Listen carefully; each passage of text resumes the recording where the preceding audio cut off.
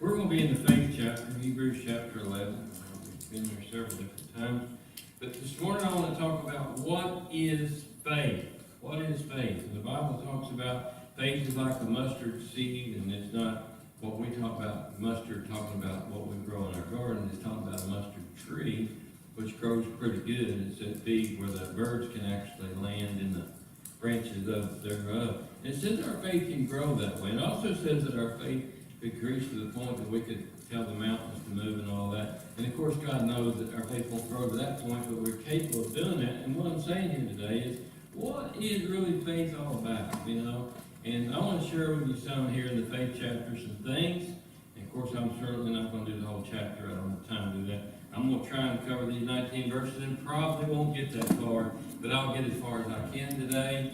And I want you to understand, though, because faith is very important, not only for us to get saved, but faith is very important in the Christian walk of life that we do down here. All right, so now here we're going to read in chapter 11. We're going to read the first 19 verses, and I'll see how far I get. Now, faith is the substance of things hoped for, the evidence of things not seen. For by it the elders obtained a good report. Through faith we understand that the worlds were framed by the word of God, so that things which are seen were not made of things which do appear. By faith Abel offered unto God a more excellent sacrifice than Cain, by which he obtained witness that he was righteous, God testifying of his gifts, and by it he being dead yet speaketh. By faith Enoch was translated that he should not see death, and was not found, because God had translated him, for before his translation he had this testimony, that he pleased God. But without faith it is impossible to please him. For he that cometh to God must believe that he is, and that he is a rewarder of them that diligently seek him. By faith Noah, being warned of God of things not seen as yet, moved with fear, prepared an ark to the saving of his house, and by which he condemned the world, and became heir of the righteousness which is by faith. By faith Abraham, when he was called to go out into the place which he should after receive for an inheritance, obeyed. And he went out, not knowing whither he went. By faith he sojourned in the land of promise, as in a strange country, dwelling in tabernacles with Isaac and Jacob, the heirs with him of the same promise. For he looked for a city which hath foundations, whose builder and maker is God. Through faith also Sarah herself received strength to conceive seed, and was delivered of a child when she was past age, because she judged him faithful who had promised.